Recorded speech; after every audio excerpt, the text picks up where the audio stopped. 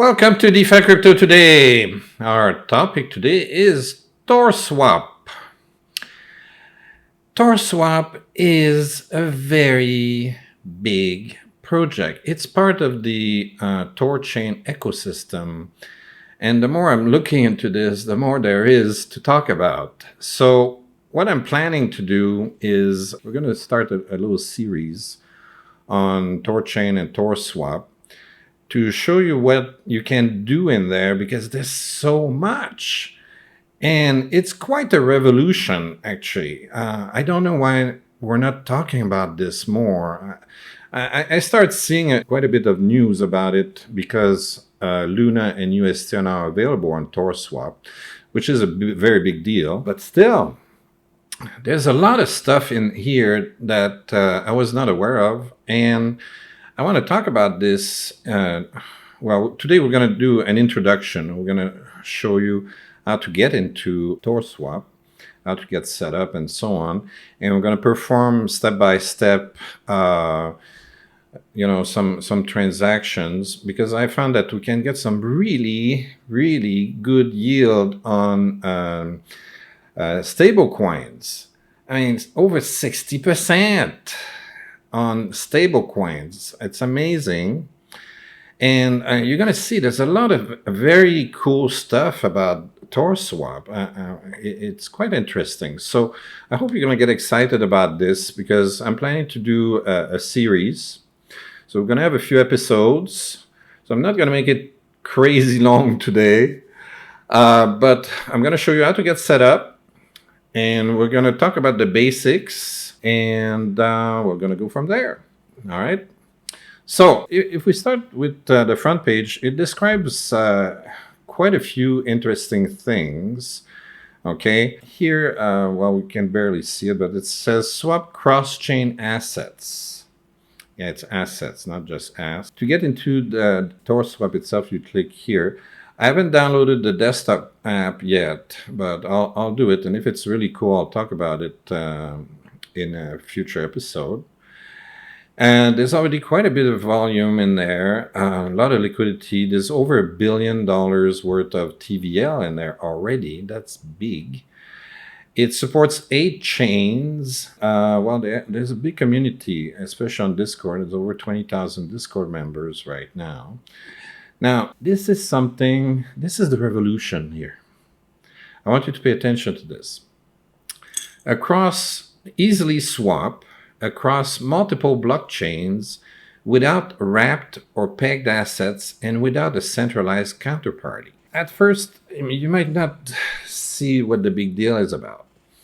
But I don't know if you've noticed, but if you're on the Ethereum blockchain, or if you are on Avalanche or Polygon or Phantom or whatever, if you want to get Bitcoin, it's got to be wrapped. It's usually going to say WBTC. Same with Ethereum.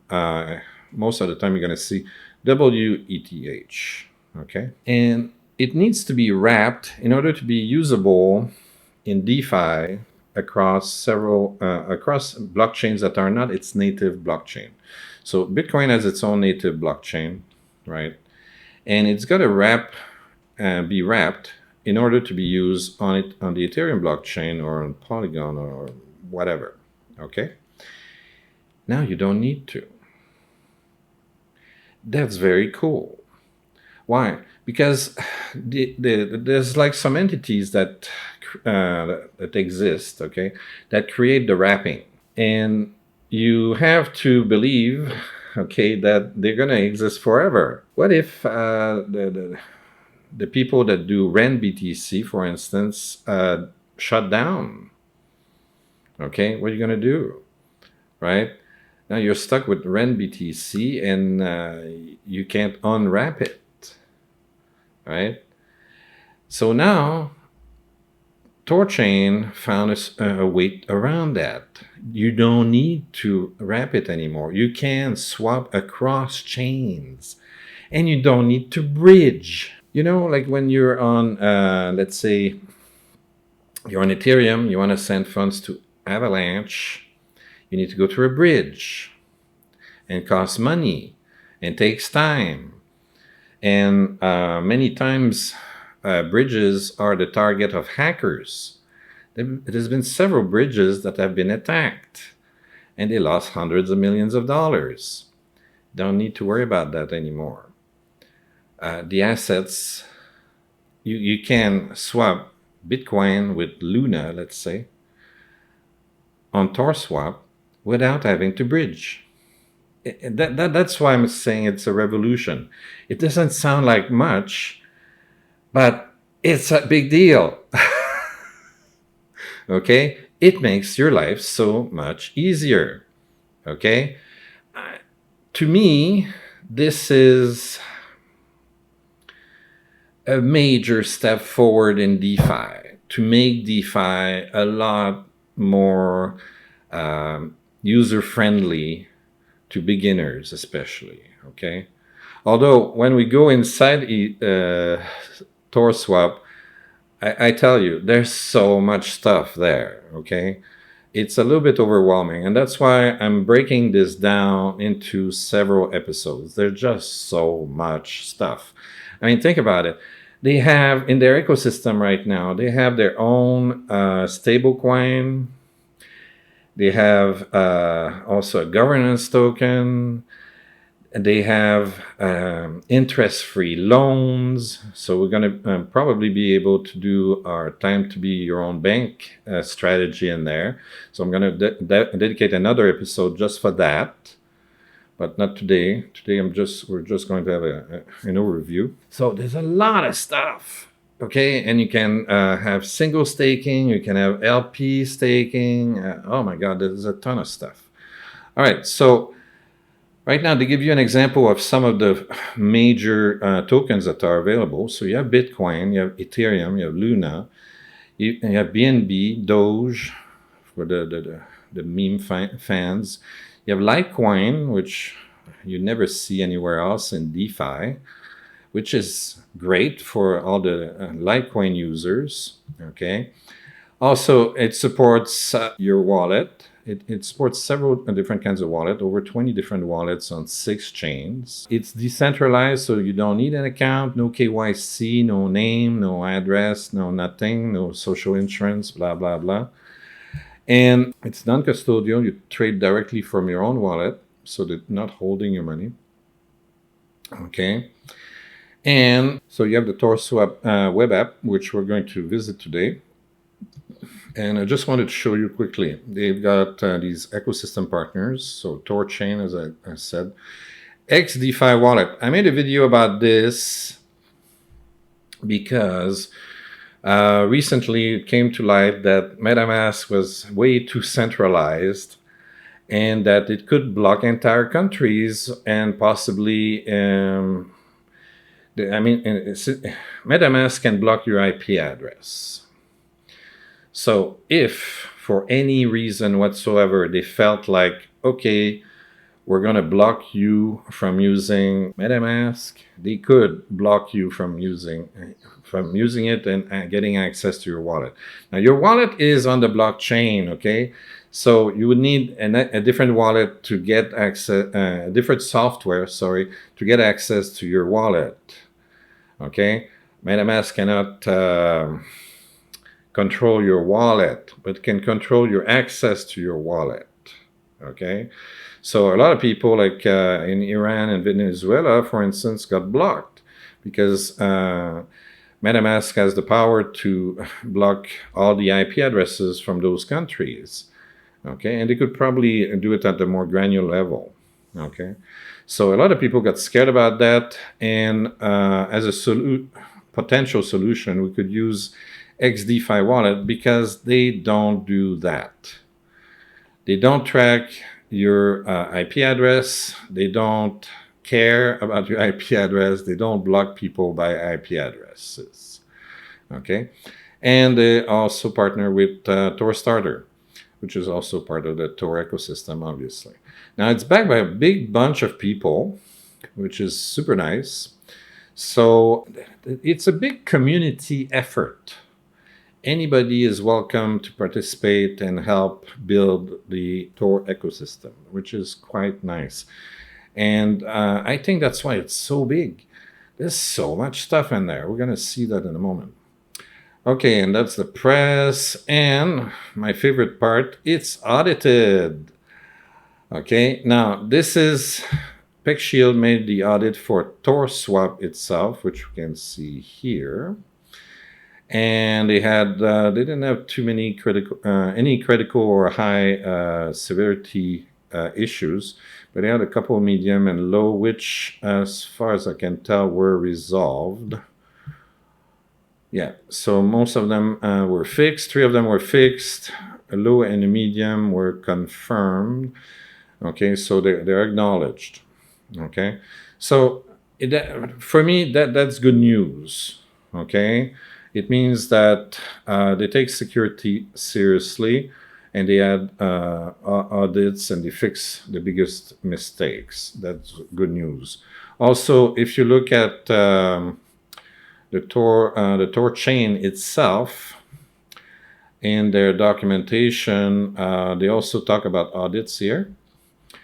And the Tor ecosystem or ThorChain, they were audited like 9 times already. Okay, so there's a lot of audits going on because it's big. There's a lot of code. They're doing a lot of stuff. So again, it's important to see that they take security seriously because we're putting our money in there. Okay, so we gotta be careful. They've not been reviewed by DeFiSafety.com, which is one of my favorite references when it comes to safety in DeFi. But I'm probably gonna tell them to to review ThorSwap because it's becoming very big and a lot of people are using it. So definitely they should perform a review. All right, next item. Let's look at what is special about ThorChain and ThorSwap. So they explained that here very nicely. And I want to spend a few minutes exploring this before we actually do transactions on the system.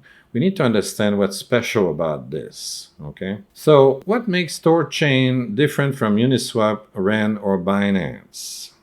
Okay, so let's make this bigger so we can see what we're talking about. So Uniswap is a decentralized protocol for automated liquidity provisions on Ethereum. Okay, so it says here the keywords here are on Ethereum. So Uniswap does not facilitate cross-chain swap. What does that mean? It means that it only handles tokens, it swaps tokens from within a chain. Today, Uniswap is available on multiple chains: Ethereum, Polygon, Arbitrum, and Optimism, as far as I can remember. However, when you swap, you don't swap between Ethereum and Polygon. You swap within Ethereum or within Polygon or within Arbitrum or within Optimism, not across. Okay, and that's the difference. They don't do cross-chain swaps. Okay, ThorSwap and ThorChain does that. Okay, so if you want to swap between ETH or an ERC20 token and a token from another chain, well, you can't.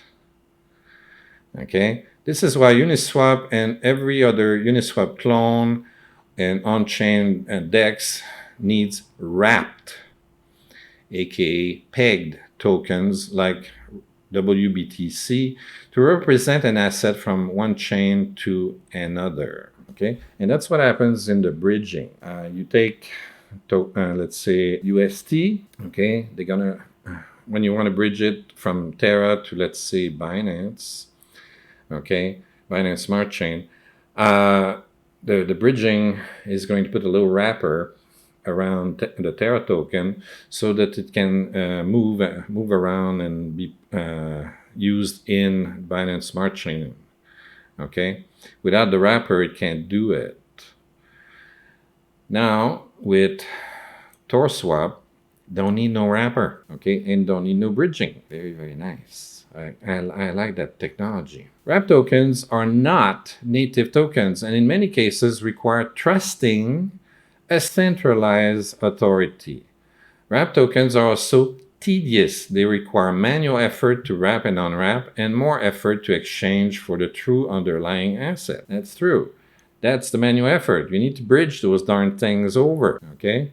And it costs money and time. And again, it's done through centralized authorities. You have to go through a bottleneck, like a bridge, okay, that wraps the tokens, okay, or that uses wrap tokens. REN, for instance, is a way of wrapping Bitcoin and representing it as an Ethereum-based ERC20 token so that those tokens can be used on Ethereum-only liquidity pools. REN just performs the wrapping and unwrapping behind the scenes so it's transparent to the end user. ThorChain is a liquidity pool that works across chains, so there's no need to wrap BTC in Ethereum. With REN, you have to trust that the REN protocol will always exist to turn your wrapped BTC back into real BTC on the Bitcoin blockchain. What if the REN protocol dies? Okay, like let's say they remove it, they change it, or whatever. You might have some trouble. With ThorChain, your BTC is always BTC and your ETH is always ETH without any wrapping. I think it's genius. Binance is a CEX, centralized exchange. Centralized exchanges can allow users to trade assets between chains because, in reality, your exchange wallet is essentially a few rows in a database, not your wallet, not your tokens. That's what I keep warning people about centralized exchanges. A lot of people keep all their crypto on Binance, Coinbase, or other centralized exchanges. That's all fine and dandy. But you're putting your crypto at risk. First risk is hackers. What if somebody finds a way to hack into Binance or Coinbase or whatever else, whatever other centralized exchange you're dealing with? Okay, now they have access to all your data. You have your name, your address, your social security number, all your transaction information, and so on. And they have access to your crypto. They could steal it. Now, don't forget also that I used to work in a bank a very long time ago, decades ago. And we were told that banks lost the most money from within. It was internal employees that stole the most money from the banks. Okay, not external hackers. So you already have external hackers that keep attacking banks and centralized exchanges like Binance. And now don't forget, Binance is a massive company now. They've got tens of thousands of employees all around the planet, okay, who have access to various degrees to systems within Binance. Same with Coinbase, same with like all the other centralized exchanges. So you have tens of thousands of potential hackers within each company, okay, that could find a way into getting access to your data and your crypto, okay, and steal it. So you need to trust these guys a lot. And the whole point of Bitcoin and crypto and all that is let's be decentralized. And let's be trustless, meaning let's not trust human beings. Let's trust code. And that's why we do auditing. We audit the code to make sure we can trust the darn code, okay? All right? So as useful as Binance, Coinbase, and those guys are, and as nice as their services are, they provide a lot of risks as well, okay? So that's an issue. And again, not your wallet, not your tokens. They control your token. If some government decide that you live in a country that for some reason needs to be sanctioned for whatever reason today, maybe you cannot access your tokens anymore. Maybe your accounts are going to be frozen. Consider those risks, okay? Now, here they talk about the secret sauce, they call it, ThorChain secret sauce, they call it Bifrost, a cross-chain bridge protocol. Bifrost is the glue that holds the entire ThorChain ecosystem together, enabling the seamless trading of any digital asset across distributed ledger. So they have their own bridge within the system. You don't need to go through an external bridging. We're not going to talk much about atomic swap. I think it's too complex. Okay, and here, this is something interesting. These are the breakthroughs that make the ThorChain difference. Complete transparency on the liquidity and logic of the entire network at all times. I like transparency, okay? That's the problem with traditional finance. It's not transparent. It's like tar, okay? It's totally opaque and sticky, and you just can't see through it and get rid of it. It's very annoying. Distribution of risk across the 99 Tor nodes. Now, okay, that's not too bad, but personally, I would like that 99 to be a lot bigger than that. It's still a little bit small for me. Okay, so it's a little bit too centralized still, but it's a start. I don't know what the plans are yet. I'm going to try to find more information about this. Hopefully, they're going to have more nodes. I would like the system to be as decentralized as possible. Permissionless across the global liquidity. I love this. Manipulation-resistant price feeds. Excellent. Deterministic, always-on liquidity for all assets. That's good too. Shared incentives for all participants, definitely. Non-custodial staking of assets. Yes, yes, yes. And on-chain swaps with no peg tokens. And that's what we're going to try to do today. We're going to try to do those swaps between chains and see how easy it is. All right. Now, they have a lot of documentation. So today we're going to do a little part of this article here. The Terra Luna on ThorSwap earns yield and trade cross-chain assets. So we're going to show you how to perform some transactions. This article is very, very good. Okay, you should definitely read it. It's here. Okay. Here it says, this is Do Kwon, the founder of Terra. It says, I believe the future is interchain. Interchain liquidity is better decentralized. Building interchain liquidity is hard, and there will be stumbles along the way. ThorChain is the most logical expression of interchain liquidity to date. So right now, ThorChain is at the forefront. It's at the leading edge of this trend, okay, and it looks super good. All right, so here they give you some examples. On ThorSwap, lunatics can swap native UST and Luna on a cross-chain decentralized exchange between native assets, native BTC, ETC, ETH, BNB, Doge, LTC, BCH, etc. in one step. Can't get more convenient than this, folks. Okay, in one step. You don't need to bridge a thing.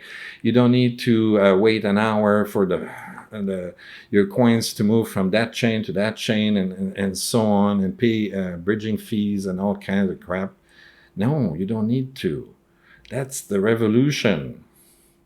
In fact, over 25 crypto assets across 7 major blockchains will have direct entry point to Terra and vice versa, through decentralized asset access never before possible until now.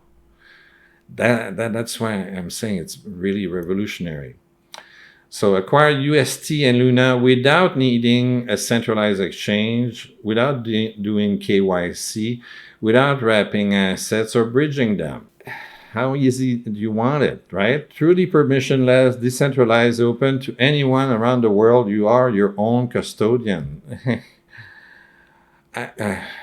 I think ThorSwap and ThorChain are going to be so huge in 2022 and beyond. And I think at some point everybody's going to want to copy that. We're going to have, I'm sure, either ThorChain expands like crazy, or other people are going to try to copy ThorChain and make their own similar ecosystem. But it's going to be difficult because it's huge. It's huge. It's going to take a lot of effort. I mean, they've been working at this for over 2 years already. You look at the audits, some of the audits are over 2 years old already. So they've been working at this for a while. But finally, it's becoming really nice. So you can earn DeFi yield on UST Luna, enjoying great APY. We're going to see that. The APYs are really good. As well as features such as impermanent loss protection. A lot of people are scared of impermanent loss, right? Well, ThorSwap kills impermanent loss. We're not going to talk too much about that today. We're going to dive into this in a future episode of this ThorSwap series. But yes, you don't need to worry about impermanent loss anymore. You know, this is the gift that keeps on giving. It's amazing. I love this stuff. Anyway, so these are the nice stuff. You have new synthetics for instant settlement, low gas, and no risk of impermanent loss. That's how they realize that. Lending, you can borrow USD from blue chip LP positions with 0% interest, no liquidation, and with as low as 100% collateralization ratio. It's pretty amazing. It's pretty amazing. Actually, the catch is that you have to keep your loan open at least 100 days. If you try to close your loan early, then they're going to charge you interest. It's totally the opposite of a traditional bank, right? The bank wants your money as fast as possible. But these guys, you pay, you keep your loan open, we're not going to charge you interest. If you pay it back, we're going to charge you if you pay too early. It's funny. Then Thor savings, so they have yield-bearing accounts with single asset exposure. So we're going to, all these things we're going to explore in future episodes, okay? And then here they talk about some advanced strategies. They said at the moment the BUSD pool has the most lucrative yield. That's what we're going to use today. Very, very, very high APY on this thing. And BUSD is a stable coin. So, you know, that's part of my strategy this year of investing a very large part of my portfolio, crypto portfolio, in stable coins because of the very high market uncertainties. There's so much risk right now. Okay, in the last few days, all the tokens are going up. So, hooray. But I don't think it's going to last. I think we're headed for a recession. I'm sorry.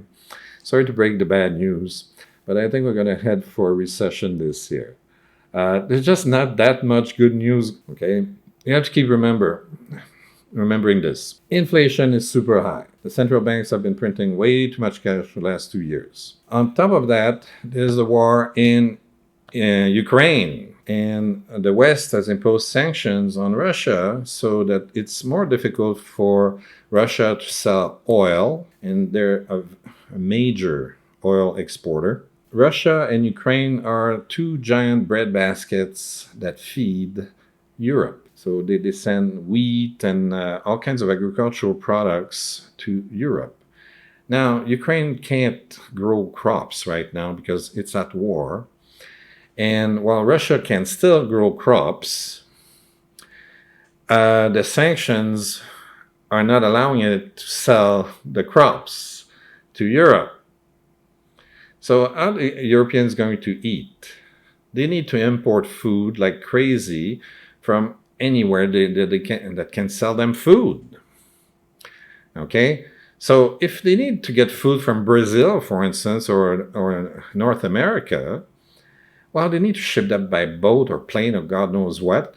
That's going to cost an arm and a leg. That's going to create even more inflation.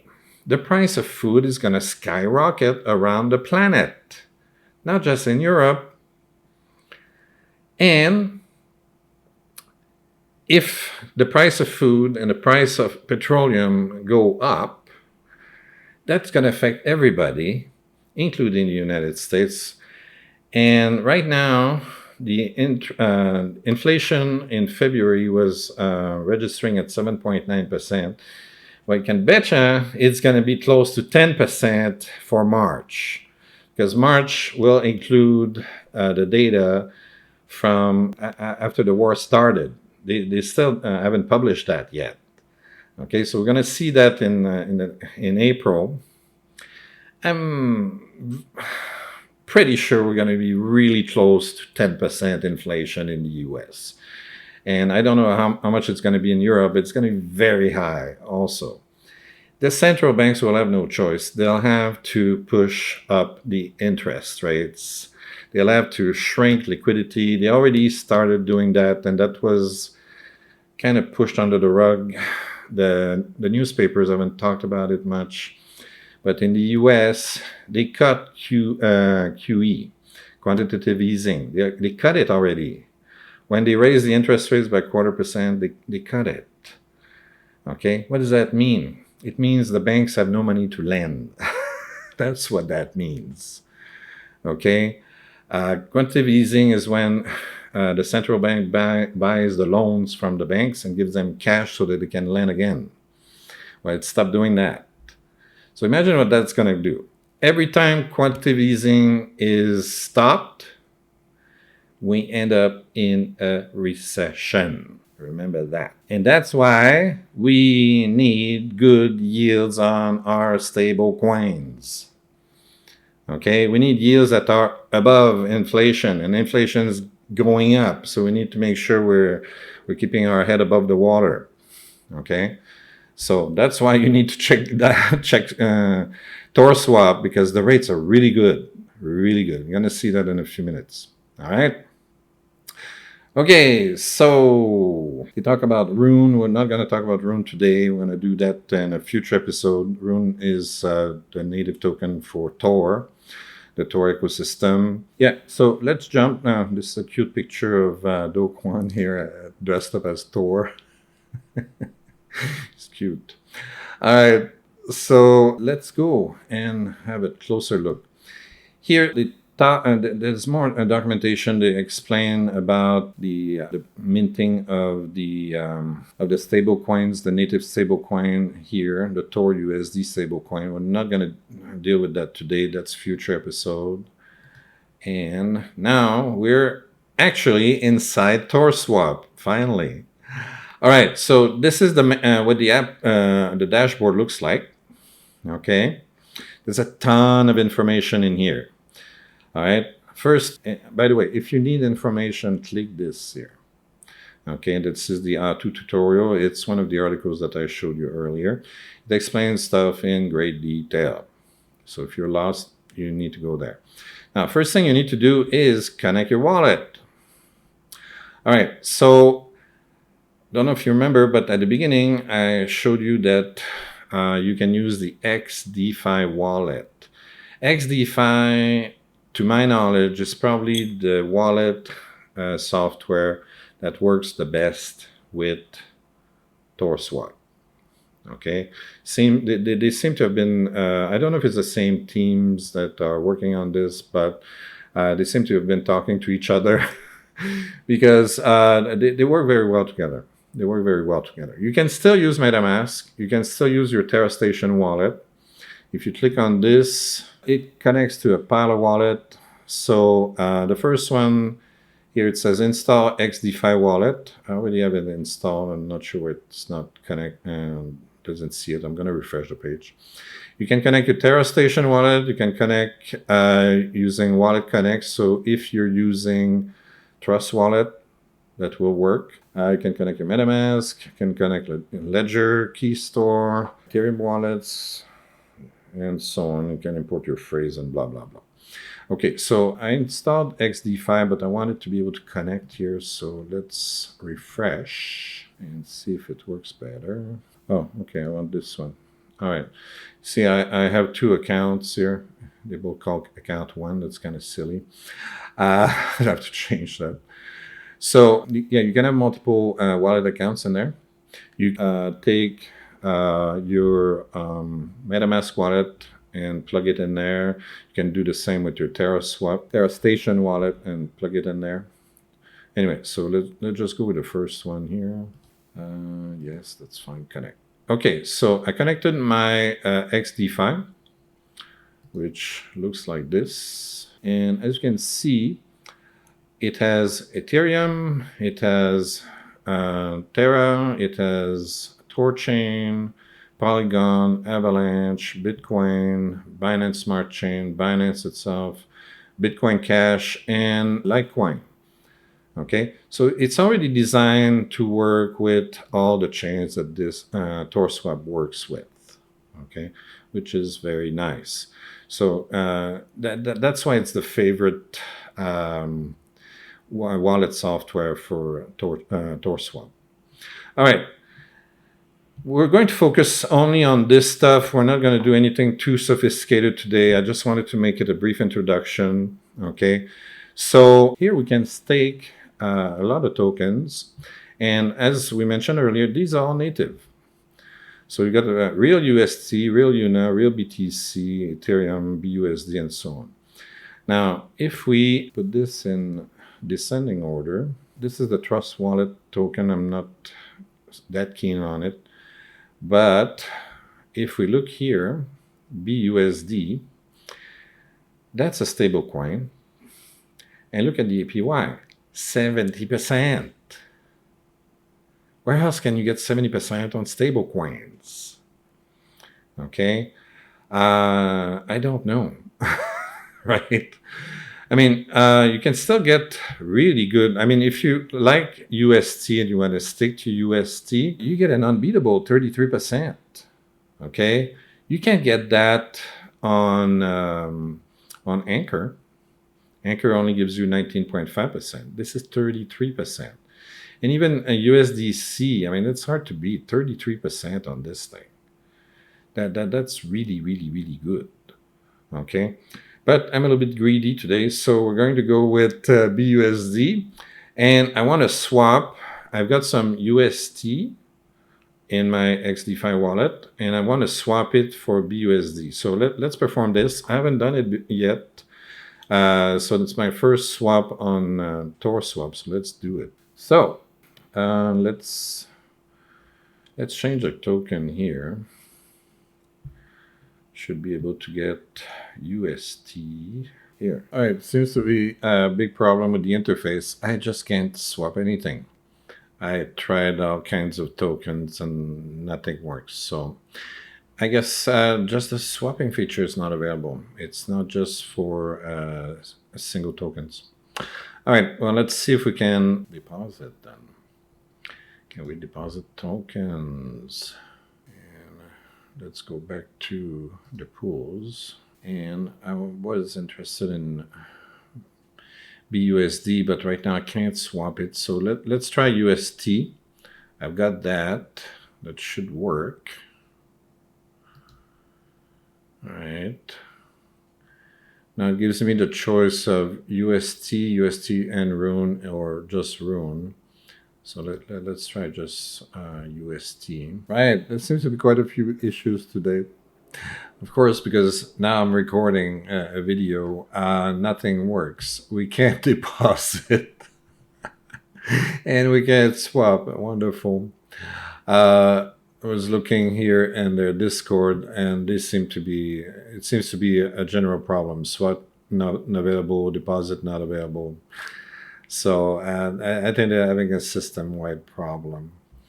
All right, so we're going to make new episodes. Hopefully they're going to fix this issue.